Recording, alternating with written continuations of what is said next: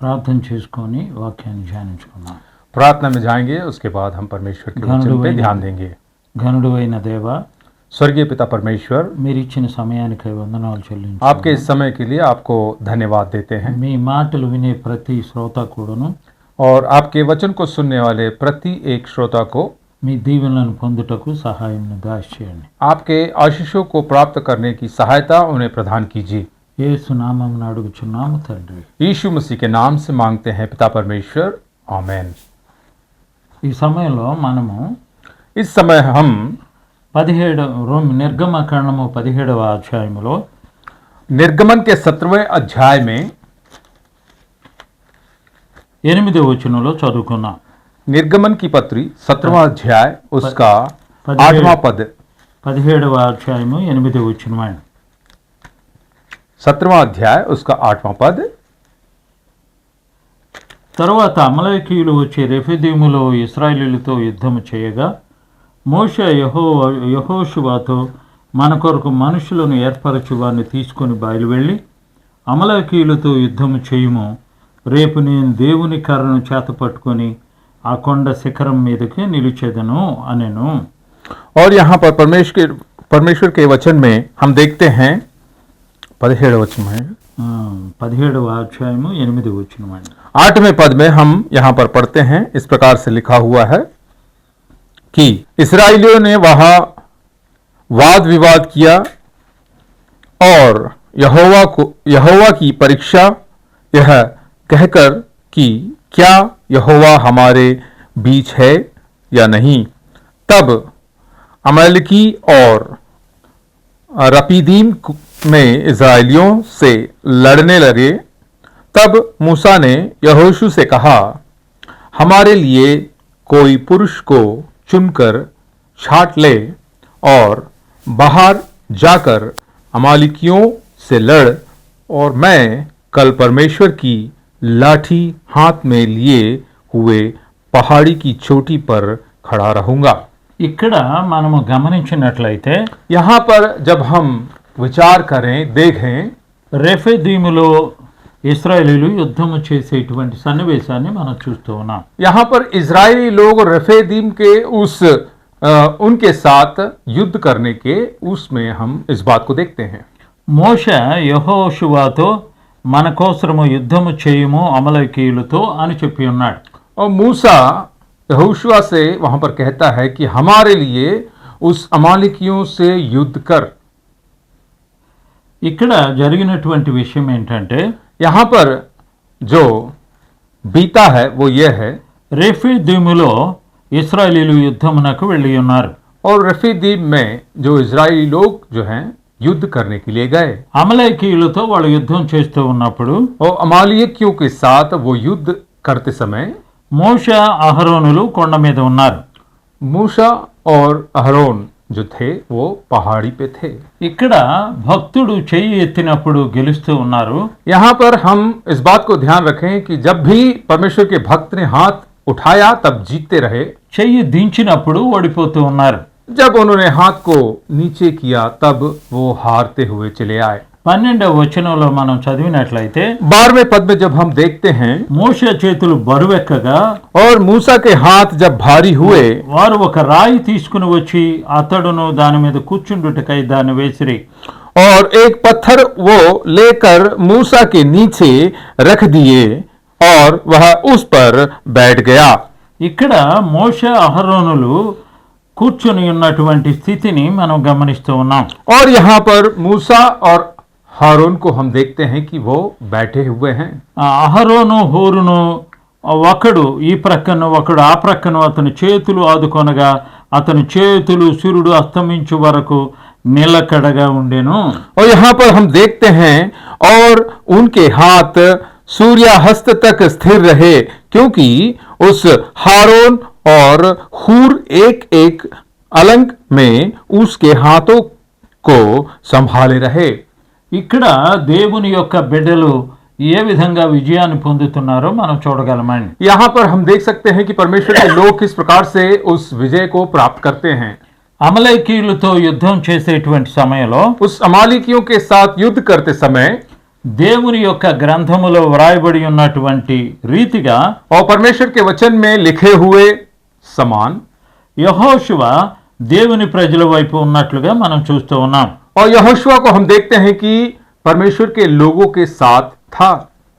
అమలేకీయులతో తరతరాలకి యుద్ధము అనేటువంటి మాట మనం చూస్తూ ఉన్నాం. और यहाँ पर हम देखते हैं कि वो सदियों से अमालियों के साथ युद्ध चलता रहा. ఈ సమయంలో వారు విన్నటువంటి మాట ఏంటంటే उस समय पर उन्होंने इस बात को सुना 16వ వచనములో అమలేకీయులు తమ చేతిని యెహోవా సింహాసనమునకు విరోధముగా ఎత్తిరి కనుక యెహోవాకు అమలేకీయులతో తరతరముల వరకు యుద్ధము అనెను. और यहाँ पर हम देखते हैं कि तब मूसा ने एक वेदी बनाकर उसका नाम यहोवा निस्सी रखा और कहा यहोवा ने शपथ खाई है कि यहोवा अमालेकियों से पीढ़ियों तक लड़ाई करता रहेगा. అక్కడ జరిగినటువంటి విషయం ఏంటంటే यहाँ पर क्या हुआ इस बात को हम देखें. అమలేకీయులతో ఇశ్రాయేలీల యొక్క పోరాటాన్ని మనం చూస్తూ ఉన్నాం. यहाँ पर हम देखते हैं कि इजरायलियों के साथ अमालिकियों की जो लड़ाई थी वो हम देखते हैं. దేవుని ప్రజలు ఎప్పుడు కూడాను ఓటమి ఎరుగనటువంటి వారు. और परमेश्वर के लोग हमेशा से जीतने वाले लोग थे, वो हारने वाले कभी नहीं थे. దేవుని సేవకుడైనటువంటి మోషే और परमेश्वर का जो सेवक, जो परमेश्वर का कार्य करने वाला मूसा, దేవుని యొక్క కార్యాన్ని చేస్తూ ఉన్నప్పుడు परमेश्वर के कार्य को जब वो करता है వాళ్ళ మామగారు మోషే యొక్క పిల్లల్ని తీసుకుని వచ్చినట్లుగా మనం చూస్తూ ఉన్నాం. और हम देखते हैं कि मूसा के ससुर उनके बच्चों को लेकर के वहां पर पहुंचे. వాళ్ళు దేవుని యొక్క సన్నిధానంలో ఉన్నటువంటి మనుషులు. और परमेश्वर की निगरानी में रहने वाले लोग थे. మోషే వాళ్ళతో తీర్పు తీర్చుచూ ఉన్నటువంటి సమయంలో और मूसा उनके जरिए जब वो न्याय करता था, దేవుడు చెప్పినట్లుగా మోషే న్యాయం తీరుస్తూ ఉన్నాడు. और जिस प्रकार से परमेश्वर ने मूसा से बताया उसी प्रकार से वो न्याय करता था. ఆ సమయంలో 18వ అధ్యాయము 17వ వచనంలో ఉన్న మాట, उस समय 18वें अध्याय 17वें पद में जब हम देखें, అందుకు మోషే మామ అతనితో నీవు చేయుచు ఉన్న పని మంచిది కాదు.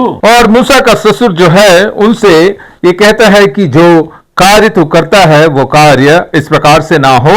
నీవును నీతో ఉన్న ఈ ప్రజలు నిశ్చయముగా నలిగిపోవుదురు. ఈ పని మీకు మిక్కిలి భారము, అది నీవు ఒక్కడవే చేయజాలవు. और यहाँ पर मूसा का जो ससुर है, उसका ससुर ये कहता है कि तू अकेले इस कार्य को नहीं कर पाएगा और इस कार्य को करते करते तू बहुत ही ज्यादा थक जाएगा या फिर परेशान हो जाएगा. ఆ సమయంలో 21వ వచనంలో ఉన్న మాటను చదువుకున్నాం. उस समय 21वें पद में जो बात है हम उसे पढ़ें. మరియు నీవు ప్రజలందరిలో సామర్థ్యమును దైవభక్తి సత్యాసక్తి కలిగి లంచగొండులు కాని మనుషులను ఏర్పరచుకొని 1000 మందికి ఒకనిగాను 100 మందికి ఒకనిగాను 50 మందికి ఒకనిగాను 10 మందికి ఒకనిగాను వారి మీద న్యాయాధిపతులను నియమించవలెను. और फिर तू इन सब लोगों में से ऐसे पुरुषों को छांट ले जो गुणी और परमेश्वर का भय मानने वाले, सच्चे और अन्याय के लाभ से घृणा करने वाले 50-50 और 10-10 मनुष्यों पर प्रधान नियुक्त कर दे और वे सब समय इन लोगों का न्याय किया करें. ఇక్కడ మోషే మామగారు చెప్పిన సలహాని మోషే పాటిస్తూ ఉన్నాడు. यहाँ पर हम देखते हैं कि मूसा के ससुर ने जो उनको सलाह दी थी उस सलाह को वो करते हुए नजर आते हैं. ఎందువలనంటే वो इसलिए రోజంతా కూడా మోషేకు ఇదే పని సరిపోతూ ఉన్నది. दिन भर ये कार्य पूरा नहीं होता था मूसा के करते करते. అందువలన మోషే మామగారు ఇచ్చిన సలహాని పాటించవలనని మోషే అనుకున్నాడు. और इसीलिए मूसा ने यह तय किया कि जो उनके ससुर ने जो सलाह उनको दी है उसे मानने की उन्होंने వాళ్ళలో సామర్థ్యం కలిగినటువంటి మనుషులను ఏర్పరచుకోనమని మోషే మామగారు సలహా ఇచ్చి और ఉన్నారు. मूसा के ससुर ने उनसे कहा जो परमेश्वर का भय मानने वाले लोग हों, जो लोभी ना हो, जो क्या बोलते हैं, जो ब्राइब ना लेते हों, यानी जो उनसे पैसा ना लेते हों, ऐसे लोगों को परमेश्वर के कार्य के लिए नियुक्त करने के लिए कहा.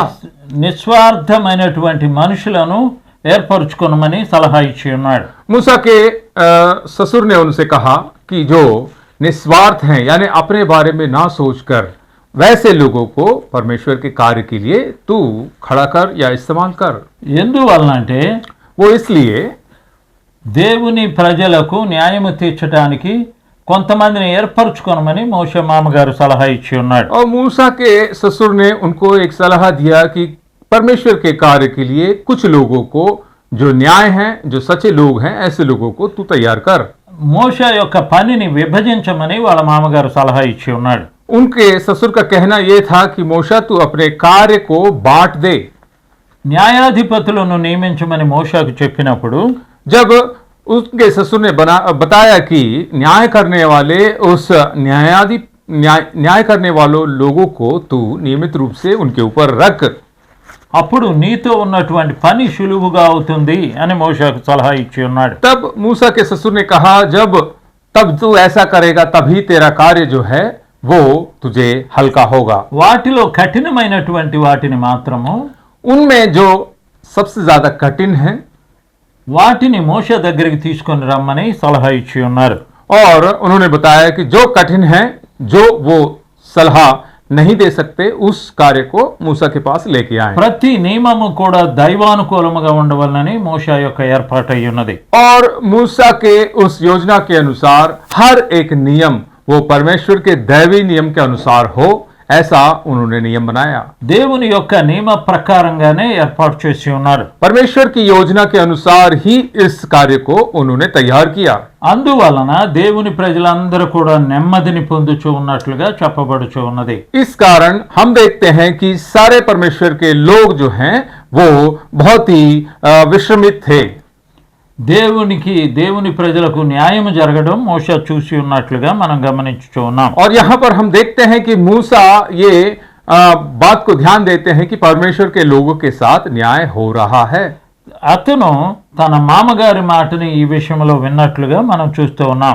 हम देखते हैं कि इस बात के विषय में उन्होंने अपने ससुर के उस बात को उन्होंने माना और उसके अनुसार उन्होंने किया। ఇక్కడ మనం చూచి ఉన్నట్లయితే यहाँ पर जब हम देखते हैं దేవుని ప్రజలైనటువంటి వారికి న్యాయం జరగటమే మోషే యొక్క ఏర్పాటు అయి ఉన్నది. और मूसा का ये नियम था, उनका ये करने का मुख्य उद्देश्य ये था कि परमेश्वर के लोगों के साथ न्याय हो। వాళ్ళ యొక్క మామగారి యొక్క సలహాయే కాకుండా उनके ससुर जी के सलाह के अलावा भी దేవుని యొక్క నియమ ప్రకారంగా కూడా గమనించవలసి ఉన్నాం. परमेश्वर के नियम के अनुसार भी हम इसे सोचने वाले और देखने वाले हों। అక్కడ యేసు ప్రభువారు కూడా సలహా ఇచ్చేటువంటి సమయంలో यहाँ पर जब हम देखते हैं कि प्रभु यीशु मसीह भी इस बारे में जब सलाह या फिर उनके बारे में बताते हैं नियमों के बारे में, ఆయన సలహా ఇచ్చినటువంటి ప్రకారముగా प्रभु यीशु मसीह के कहे अनुसार నీ సహోదరుడు ఒంటరిగా ఉన్నప్పుడు అతనితో మాట్లాడు, और जब तेरा भाई जब अकेला हो तब उससे तू बात कर, అతను నీ మాట విన్నట్లయితే నీ సహోదరుడు రక్షించబడును. और जब तेरा भाई तेरी बात को सुनता है तो वो उद्धार को पाएगा। అతను నీ మాట వినకపోయినట్లయితే, जब वो तेरी बात को ना सुने, అతను దేవునికి లెక్క అప్పచెప్పవలసి ఉన్నాడు. కాబట్టి और परमेश्वर को वो लेखा देने वाला मनुष्य है, इसलिए నువ్వు చాలా జాగ్రత్తగా న్యాయాన్ని తీర్చమని దేవుడు యేసు ప్రభువారు సలహా ఇచ్చి ఉన్నాడు. और यीशु मसीह यहाँ पर उनको उस बात को बताते हैं, समझाते हैं कि बहुत ही ध्यान से उस कार्य को तुम करना, क्योंकि हम सब न्याय के दिन खड़े होने वाले हैं। మొట్టమొదటిసారిగా पहली बार ఒంటరిగా మాట్లాడమన్నాడు. और प्रभु यीशु मसीह ने कहा पहली बार अकेले में उनसे बात करो। తరువాత ఇద్దరు ముగ్గురు సాక్షులను పిలిచి మాట్లాడమన్నాడు. उसके बाद दो गवाहों को ले जाकर उन गवाहों के बीच में बात करने के लिए प्रभु यीशु मसीह ने తరువాత कहा। సమాజంలో పెట్టి పిలువమన్నాడు. उसके बाद उन्होंने कहा समाज के बीच में उनको बुलाकर बात करो। అతను వినకపోయినట్లయితే जब वो नहीं सुनता, అతన్ని వెలివేయమని దేవుడు సెలవిచ్చి ఉన్నాడు. जब वो नहीं सुनता तो उसे वहां पर उस समाज से या फिर उस गांव से उनको अलग कर दिया जाए। మనము ప్రభు యొక్క మాటలను బట్టి గమనించవలసింది ఏంటంటే, प्रभु के वचन के अनुसार हमें ध्यान देने की जरूरत है। న్యాయమైనటువంటి దానిని పాటించవలసి ఉన్నాం. न्याय हमेशा हमें मानना होगा और न्याय के रूप से ही हमें चलना होगा। ఆయన మాటలు వినకపోయినట్లయితే उनकी बातों को जब हम नहीं सुनते हैं కొంతమంది సహోదరుల్లో పెట్టి నిలబడి మాట్లాడవలసి ఉన్నాము, और कुछ भाइयों के बीच में हम खड़े होके उनसे बात करने वाले हों, అప్పటికీ కూడా అతను మాట వినకపోయినట్లయితే तब भी अगर उस बात को वो ना सुने और उस बात को वो ना माने, సమాజంలో పెట్టి అతన్ని తీర్పు తీర్చవలసి ఉన్నారు। फिर उनको समाज के बीच में बुलाकर उनका न्याय करने का हमें अवसर दिया जाएगा। దానిలో మనం తెలుసుకునేటువంటి విషయం ఏంటంటే उसके अंदर ये बात हम सीखते हैं, जानते हैं, న్యాయమైనటువంటి దానిని మనం పాటించవలసి ఉన్నాం। और जो न्याय है और जो उचित है उसे हम मानने वाले हों। అలాగా ఎవరైనా వినకపోయినట్లయితే उस प्रकार से अगर कोई नहीं सुनता है, వారిని అన్యులుగా ఎంచమని ప్రభువు సెలవిచ్చి ఉన్నాడు। ऐसे लोगों को अन्य जाति के रूप में गिनती करने के लिए प्रभु यीशु मसीह कहते हैं। కనుక మనం గమనించవలసిన విషయం ఏంటంటే इसलिए हमें ध्यान देने की जरूरत है, దేవుని ప్రజలైనటువంటి వాళ్ళు యథార్థముగా ఉండవాలని దేవుడు హెచ్చరిస్తూ ఈ మాటలు చెప్పి ఉన్నాడు। जो परमेश्वर के जन हैं वो हमेशा न्यायपूर्वक हो और धर्मी हो। प्रभु यीशु मसीह ऐसे अपने उन विचारों के बारे में बताते हैं। దేవుని యొక్క విషయంలో కూడా ఇలాగనే మనం వినవలసి ఉన్నాం। और प्रभु और परमेश्वर के विषय में भी हम इसी प्रकार से सुनने वाले हों। మొట్టమొదటిసారిగా ఏకాంతముగా మనం మాట్లాడవలసి ఉన్నాము। सबसे पहली बार हम उनसे अकेले में बात करें। అతను మీ మాట విన్నట్లయితే నీవు రక్షించి ఉన్నటువంటి వానిలో ఉంటావు। उस समय अगर वो बात वो व्यक्ति सुनता है तो वो उद्धार पाए हुए लोगों में से गिना जाएगा। అతను మీ మాట వినకపోయినట్లయితే जब वो आपकी बात को नहीं सुनता, అది దైవికమైన నిర్ణయం కాదు అని గమనించవలసి ఉన్నాం। जब वो उस बात को नहीं सुनता और नहीं मानता, तब हमें ये उस बात के बारे में निर्णय लेने की जरूरत है कि ये परमेश्वर के रूप से ये कार्य नहीं है। ప్రతి విషయాన్ని కూడా జాగ్రత్తగా చూడవలసి ఉన్నాము। हर एक विषय के बारे में हमें बहुत ही सतर्कता से देखना होगा।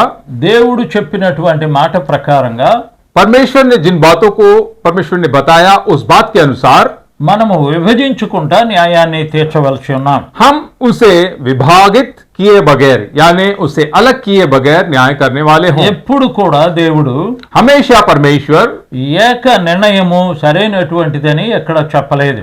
और परमेश्वर ने कहीं भी ये नहीं बताया कि स्वयं का निर्णय यानी अकेले का निर्णय सही है। इस प्रकार से कहीं नहीं परमेश्वर ने बताया। ఎవరైనా సరే అన్యాయం చేసి ఉన్నట్లయితే अगर किसी ने कोई अन्याय किया है, వారి చేతులు మొట్టమొదటిసారిగా వారి మీద ఉంచవలనని చెప్పి ఉన్నాడు।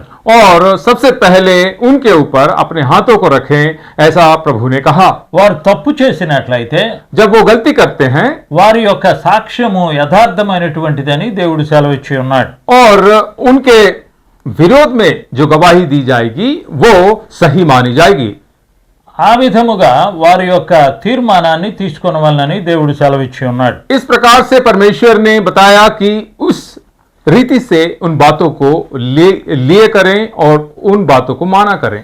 అదే విధముగా ఇక్కడ కూడా इसी प्रकार से यहां भी परमेश्वर మోషే కూడా తమ యొక్క మామ విషయంలో ఆ మాటల్ని ఆలోచిస్తూ ఉన్నాడు।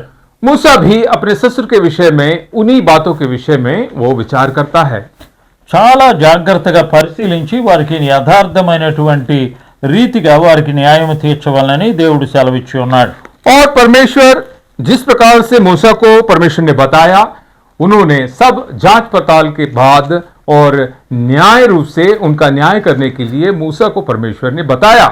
అక్కడ దేవుడు చెప్పి ఉన్నట్లుగానే మోషే తీర్చి ఉన్నాడు అనేది గమనించవలసి ఉన్నాం। और यहाँ पर हम ध्यान दें या फिर हम सतर्कता से देखें कि जो परमेश्वर ने मूसा को बताया उसी के अनुसार मूसा ने किया। ప్రతి విషయంలో కూడా న్యాయము దేవునిది అని చెప్పబడుచు ఉన్నది। हर बात में परमेश्वर का न्याय है, ये परमेश्वर की ओर से है, इस प्रकार से बताया गया है। 18వ అధ్యాయము 26వ వచనము నిర్గమకాండములో और निर्गमन की पुस्तक हम देखें 18वां अध्याय 26वें पद में, 18:26లో 18वें अध्याय के 26 में వారెల్లప్పుడూ ప్రజలకు న్యాయము తీర్చువారు వారు जीवन के इस यात्रा में भी మనము చేసేటువంటి ప్రతి పనిలో కూడా దేవుడు న్యాయం తీరుస్తూ ఉంటాడని గమనించవలసి ఉన్నాం. जो हम करते हैं उन सारे कार्यों में भी परमेश्वर हमारा न्याय करने वाला है. हमें इस बात को याद रखने की जरूरत है.